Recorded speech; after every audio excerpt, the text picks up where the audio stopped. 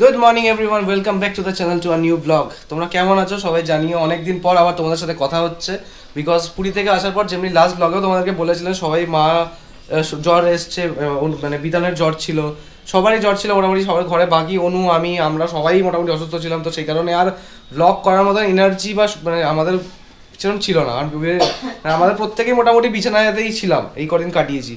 তো আজকে একটু মোটামুটি ঠিক আছে, কাশি টাশিটা রয়েছে বাট কাশি টাশি কমেনি। মা তো কালকের অবধি বেশি চলে গেছে, বাট আজকের মা একটু ঠিক আছে, তাই তো মা? Good morning. একটু ঠিক আছে মা আজকে। আর এই ম্যাডামের এখনো পর্যন্ত ঠিক হয়, এই ম্যাডামের কালকে থেকে ক্যামেরাটা ফোকাস করছি না, বলতে হয় তো কি হয়েছে। তো এখন ঠিক আছি বলতে গেলে প্রচন্ড দুর্বল আছি, প্রচন্ড হাত পা কাঁপছে। কালকে রাত অবধি ইভেন প্রচন্ড কেসেছে, প্রচন্ড কষ্ট পেয়েছে। আমি কথা বলেই হাসি, আমি তার মধ্যে একটু আমি মানে অলমোস্ট ঠিক হয়ে গেছি, জাস্ট খালি কাশিটাই রয়েছে, বাকি জ্বর ঠর তো আর ইয়ে হয়নি। আর এদের কালকে অবধি ছিল বিতানের কফটা কাশিটা এখনো পর্যন্ত রয়েছে, যেটা নিয়ে কালকে ডক্টরের কাছেও গেছিলাম, ডক্টরও কনসাল্ট করেছি। ইভেন ডক্টরও বলেছে কিছু মানে বাচ্চাদের তো বেশি মেডিসিন কিছু দেওয়া যায় না, তো ওকে হালকা কিছু কফ সিরাপ অ্যান্ড কিছু মেডিসিন দিয়েছে, বলেছে অ্যান্টি অ্যালার্জিক কিছু মেডিসিন দিয়েছে যেগুলো হালকা বাচ্চাদেরকে ইউজ করা যায়, সেগুলোতেই আপাতত ওকে রাখতে বলেছে। তারপর যদি প্রবলেম হয় দেন তো তখন আবার ডাক্তারকে রিপোর্ট করতে হবে, ডাক্তার সেই বুঝে যেতে হবে। আর অ্যাকচুয়ালি যে ডাক্তার ওকে দেখে না, তো সেই ডাক্তারের সাথে আমরা মানে কনসাল্ট করতে চেয়েছিলাম, বাট আনফর্চুনেটলি ওনার যখন টাইম হচ্ছে আমার হচ্ছে না, বিকজ আমাকে যেহেতু সবে ছুটি কাটিয়ে এলাম না, তো অফিস থেকে আমি আর ছুটি পেতাম না, তো আমাকে অসুস্থ শরীর নিয়েও অফিস করতে হয়েছে এভরিডে। তো সেই জায়গা থেকে আমি আর কিছুতে মানে ম্যানেজ করতে, ওনার দুপুরবেলা টাইম হচ্ছে, বিকেলবেলা টাইম হচ্ছে, তো ওই টাইমে আমার পক্ষে পসিবল ছিল না কি আমি ওকে নিয়ে গিয়ে ওনার সাথে কনসাল্ট করি। তো ওনার সাথে ওভার দ্য ফোন, যেখানে লোকাল যে ডাক্তার দেখি তার সাথে কথা বলে ওনার সাথে ওভার দ্য ফোন সেটা নিয়ে ডিসকাশন করেছি, তো উনি বলছে ঠিক আছে ওগুলোকেই কন্টিনিউ রাখতে, আর আশা করছি সেটা ঠিক আছে। যদি মানে কোনো ইস্যু হয় তারপরে তো মানে যে ডাক্তারের সাথে ও যে ডাক্তার আন্ডারে ছিল তার সাথেই কনসাল্ট করবো। তো এখন আমি একটু বেরোবো, যাবো হচ্ছে পলিউশন টেস্টটা করতে, বিকজ আজকে 16th ডিসেম্বর, আর 16 ডিসেম্বর আমার পলিউশন টেস্টটা যেটা আগের বছর করেছিলাম সেটা এক্সপায়ার হয়ে যাচ্ছে, তো আজকের গিয়ে করাতে হবে। করিয়ে এসে তারপরে আমার একটু কিছু বেরোনোর প্ল্যান আছে, সেটা তো তোমরা দেখতেই পাবে টাইমে।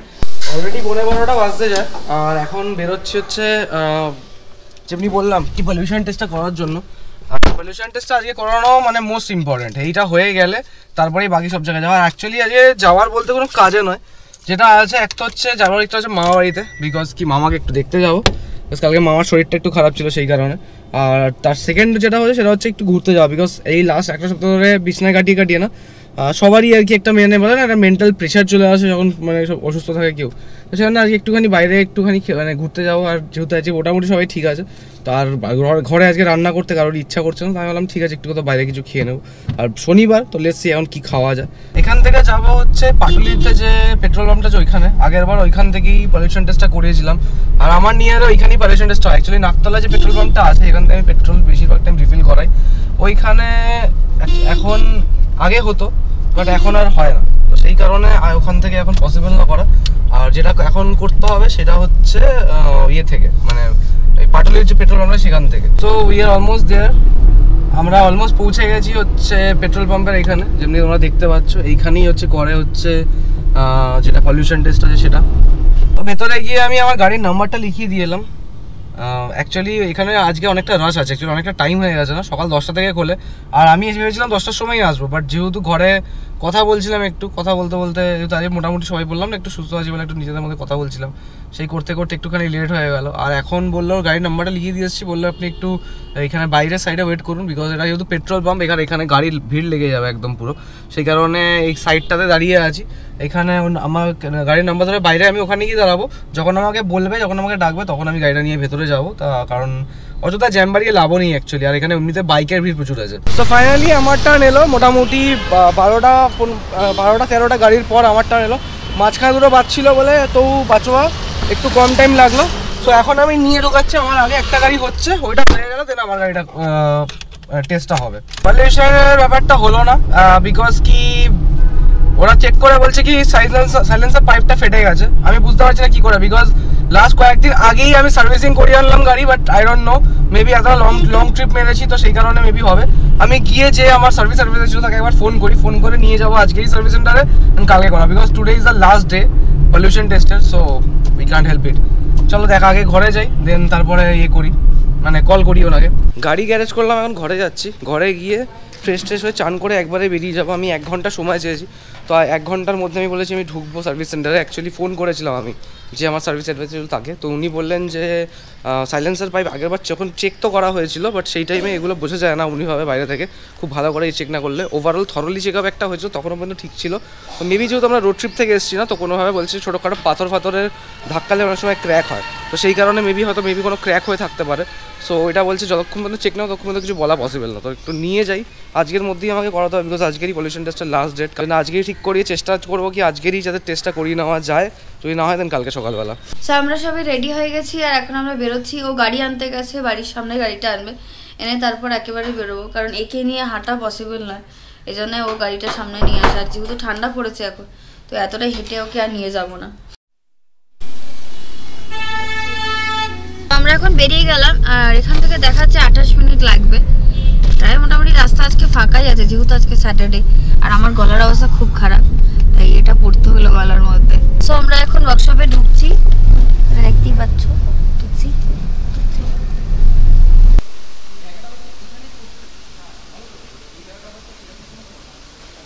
আমাদের গাড়িটা টেস্ট করা হচ্ছে। অ্যাকচুয়ালি গাড়িতে যেটা ও বলেছিল, এখন কি প্রবলেম হয়েছে আমি বলতে পারবো না, তারাই বলতে পারবে।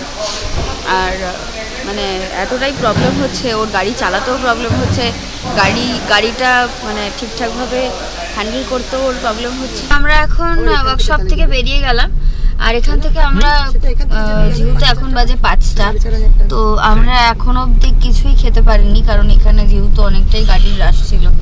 সব কমপ্লিট করে এখন আমরা বেরোলাম আর এখান থেকে যাব আমরা মামার বাড়ি। যাবে না 99-এ যাবে? বা 99 না, তুমি এটা পিঠটা একটু ঠেলবে, একটু হালকা ঠেলবে, আর একটু ধরো ব্যাস, এতটা।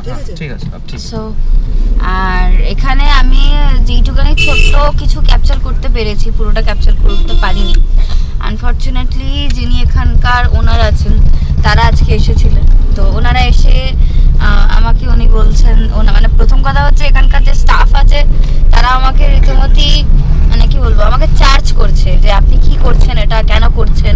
তো প্রথম কথা, এতদিন আমরা আসছি, আমি ও দুজনে মিলেও ব্লগ করেছি, বাট কেউ আমাদেরকে কোনোদিনও কিছু বলেনি।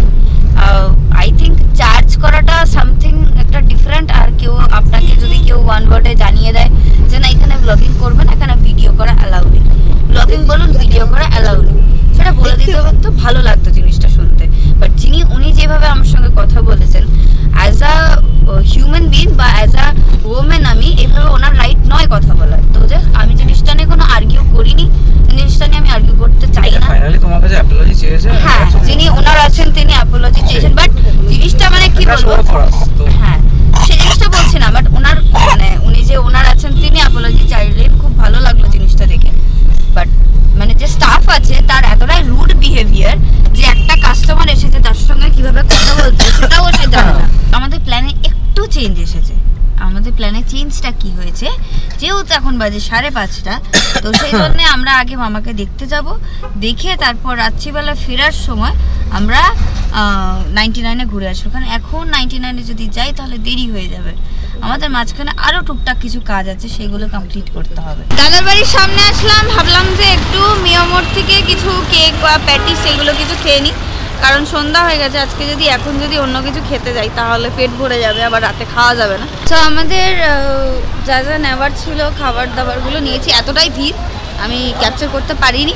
আর মামার বাড়িতে গিয়ে একেবারে খাবো, তো মামা আর দাদার জন্য নিলাম, সবাই একসাথে বসে খাবো। সো আমরা এই জাস্ট মামার বাড়ি আসলাম আর প্যাটিস যা ছিল সব খেয়ে টেয়ে এখন পেট পুজো করে বসে আছি। আর একজন চিৎকার করে মা তাকে দুধ খাওয়ানো, মানে তার কি চলছে কি বলবো, তার কি বলবো, এটাকে কি বলবো, ক্ষুধা নিবৃত্তি বলতে পারো। ক্ষুধা নিবৃত্তি করছে, খুব ভালোবাসায় বলতে যাও। আমি আর দেবো না, না আমি আর দেবো না, খালি গুড় গুড় গুড় গুড় গুড় গুড় গুড় মাটিতে, ঠান্ডা লাগবে না কি? না মাটিতে ঠান্ডা লাগে, একে ঠান্ডা কমছে না ছেলে, হ্যাঁ এত ঘুরঘুর করলে হবে না। কিসের হু হু করিস তুই, প্রতি কথা উত্তর করিস কেন মুখে মুখে? আবার উত্তর করিস কেন? তুই নাচছিস কেন? ও ও আবার বলে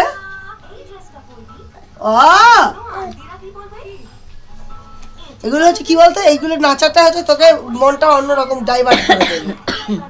ওই নেচে নেচে এমনি করে করে যে তুই বকছিস ওকে, বকো মা বকো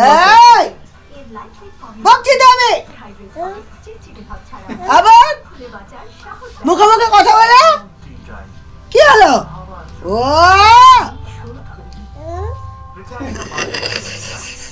আমরা এখন বেরিয়ে গেলাম মামার বাড়ির থেকে। এখান থেকে আমরা কোথায় যাবো গো? আগে যাবো হচ্ছে লেকমাল, যাবো তোমার লেকমাল, লেকমালের ওখানে যাবো। এখান থেকে কালকের জন্য নেবো হচ্ছে মাটন। ওখানে একটা দোকান আছে মাটনের, আগে দেখিয়েছি কিনা আমার মনে নেই, ব্লগে একটা মাটনের দোকান আছে সেখানে মানে যথেষ্ট মানে খুব ভালো মাটন অ্যাকচুয়ালি পাওয়া যায়। তো খেলে ওখান থেকেই মাটন খাই, তো ওই কারণে ওখান থেকে মাটন নেবো, তারপরে হচ্ছে ডিনার করবো, তারপর বাড়ি যাবো। ক্রিসমাসের মার্কেট বসে গেছে দেখো। সো আমরা এখন লেক মলে চলে এসেছি। লেক মার্কেটে, সরি লেক মার্কেট পিছন দিক, বেসিক্যালি লেক মার্কেটের পেছন দিক, পিছনের সাইড এটা। এটা এটা টু ওয়ে, তার উপরে বাবা পেছনে রাস্তার কি অবস্থা। এখানে পার্কিং পাওয়াটা না ভীষণ বড় একটা ইস্যু হয়ে যায়। তো পার্কিংটা আমরা জাস্ট পেলাম এখান থেকে। এবার গাড়িটা রেখেছি একটু দূরে, ওখান থেকে আমি হেঁটে আসি, ও পেছনে আসছে। তো আমাদের পেছনেই আছে দোকান। ও বলতে গেছে বেসিক্যালি ও মাংসর ব্যাপারে জানে আর ওই রান্নাবান্না করে। আমি এসবের ব্যাপারে অতটা ধারি না, বা আমি মানে করতে পারি না আর কি। মানে মাংস টাংস আমার দ্বারা সম্ভব না। হ্যাঁ বলতে পারো যে আস্তে আস্তে করতে করতে শিখে যাবো, বাট এই মুহূর্তে মানে এই ফার্স্ট স্টেজ, এটা হাতে খড়ি দেওয়া স্টেজ আর কি। আবার ফাইনালি নেওয়া হয়ে গেছে মাটন। আর এখানে গাড়ি রাখতে গিয়ে মাথা খারাপ হয়ে গেছে, ঠিক আছে। এই রাস্তাটা খুব বিজি রোড, মানে এই দিকটাতে ভেতর দিকটাতে পুরোটাই অতটা চাপ হয় না, বাট মোড়ের দিকটা যেখানে আছে না, সেখানে যদি সমস্ত ক্রিসমাসের জিনিসপত্র বসেছে, তো জন্য ওখানে একটু বেশি রাশ ছিল আর কি। তাই জন্য অনেকটা দূরে গাড়িটা রাখতে হলো। অনেকটা দূরে গাড়ি দাঁড়া কথা, একটু না অনেকটা দূরে গাড়ি দাঁড়া কথা হচ্ছে। তো এবারে রিটার্ন করছি, কেনা হয়ে গেছে, এবারে ডিনারটা করবো। বাট ভাবছি এটাকে নিয়ে ঘোরাটা মানে কি করে পসিবল হবে, বিকজ আমি জানি না মা বা অনু কোনো ব্যাগ এনেছে কিনা এবং এটাকে রাখা যাবে। আর এটা অনলি প্লাস্টিকে আছে না, তো একটু ডিফিকাল্ট হয়ে যাবে ব্যাপারটা। আমরা এখন দাঁড়িয়ে আছি খাও মোড়ের সামনে, বাট খাও মোড় যেহেতু অনেকটাই ভিড় ভেতরে, তো সেজন্য আমরা এখন ঢুকবো না। বিকজ এক সাইডটা ফাঁকা আছে, বাট আমরা ঢুকছি না বিকজ গুলো তো খুব শান্ত বাচ্চা, ও একটু ভিড়ভাড়টা দেখলেও খুব শান্ত হয়ে থাকে। এনে ভয়ের চোটে আর ভেতরে গেলাম না। আমরা বাইরেই দাঁড়িয়ে আছি। যদি ভিড় বেশি পাই, যদি দেখি দেরি হচ্ছে, তাহলে আমরা করে নিয়ে বাড়িতে নিয়ে চলে যাই, তাই না মা? এক্ষুনি তো গিয়ে খেয়ে নেবো জামা ছেড়ে। জাস্ট ঘরে এসে ঢুকলাম, আর এখন বাজে অলমোস্ট 10টা বাজে 10 বাজে অ্যাকচুয়ালি। আজকে সারাদিনে মোটামুটি একটাই কাজ ঠিকঠাকভাবে মিটলো, সেটা হচ্ছে আমার গাড়ির সাইলেন্সার পাইপটা ঠিক করা। ওইটাই ঠিক করতে পারলাম।